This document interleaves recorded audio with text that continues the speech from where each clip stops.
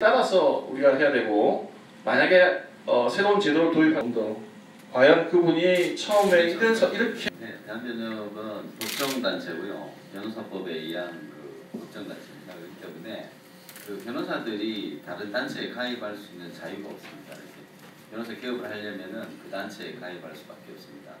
그래서 이게 대한변협에서 우리가 이번에 이런 사태에 대해서는 참담한 부분을 금할 수가 없고, 사실은 탈퇴를 하고 싶은데 탈퇴를 하면은 이게 변호사 업을 할 수가 없는 이런 상황이 있습니다. 그래서 여기에 대한 자괴감을 느끼고, 제가 대한변호사협회 회원임을 그렇게 생각합니다. 대한변협은 설립 목적이 사실은 인권과 정의를 모토로 내세우고 있습니다. 인권과 정의라는 것도 결국에는 헌법의 테두리 내에서 우리 법질서가 보호하는 테두리 내에서 인권과 정의입니다. 근데 김선수 변호사님을 대법관으로 추천하셨는데, 김선수 변호사님은 통진당 해산 판결 선고되는 날 이렇게 얘기했습니다. 이 판결이야말로 대한민국의 민주주의에 대한 사망 선고이고, 헌법재판소 자체는 민주화 투쟁의 결과물인데도 불구하고 헌법을 부정하고 헌법재판소 자신에 대한 사망 선고다, 이렇게 비난했습니다. 그리고 여러 가지 간첩단 사건을 변호하면서 그 판결에 대해서 어떤 변호인에서 이견을 펴고 또 책까지 펴내시면서 메카시즘에 의한 판결이고 대한민국이 전체주의 국가이다, 이렇게 얘기하고 있습니다.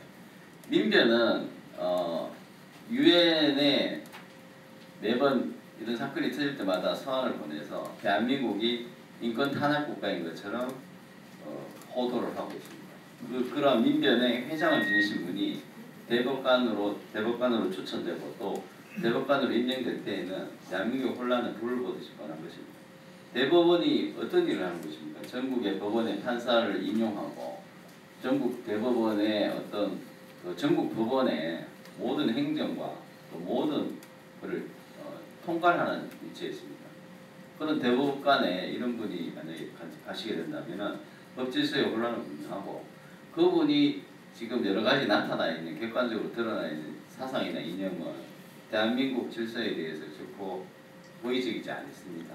결국에는 헌법재판소가 사망했다라고 하시는 생각을 가지신 분이 또 하나의 사법기관의 수장이 됐을 때에는 어떤 혼란이 일어날 것인지는 묻지 않아도 가능한 것이라고 생각합니다. 그렇기 때문에 대한변협에서는 이번에 이거 또 하나 말씀드리겠습니다. 이게 대법관 후보를 추천할 때는 비공개로 추천을 해야 됩니다. 대한변협에서. 근데 비공개로 추천을 해야 되는데 이번에 공개적으로 했습니다. 공개적으로 추천한 이유는 그걸 몰랐다고 할 수는 없을 겁니다. 거기에 추천할 때 매년 그렇게 추천해왔고 추천해왔던 실무자들도 있기 때문에 이거를 이번에 와서 몰랐다, 대한변협 회장이 이번에 된 지 얼마 안 됐기 때문에 몰랐다, 이런 건 말이 안 됩니다. 거기에는 분명히 여러 실무자들도 있고 다 있기 때문에 비공개적으로 해야 한다는 걸 알고 있었다고 저는 생각하고, 그럼에도 불구하고 이걸 기자들을 불러서 공개적으로 한 것은 지난번 차은성 대법관 개업신고 수리 거부한 행위할 때도 기자들 불러가지고 그걸 먼저 얘기를 해가지고 한 것처럼 이번에도 역시 언론 플레이를 한 것이라고 저는 생각되고, 이것은 최근에 통합진보당 해산 청구, 심판 청구를 했던 법무부 장관이 국무총리가 된 것과도 연지 않다고 생각하고 거기에 대한 물타기가 아닌가라는 생각이 듭니다. 그래서 대한변협이 이미 민변에 의해서 저는 접수됐다고 생각되고, 거기에 의해서 통합진보당, 국민들이 생각할 때는 통합진보당 해산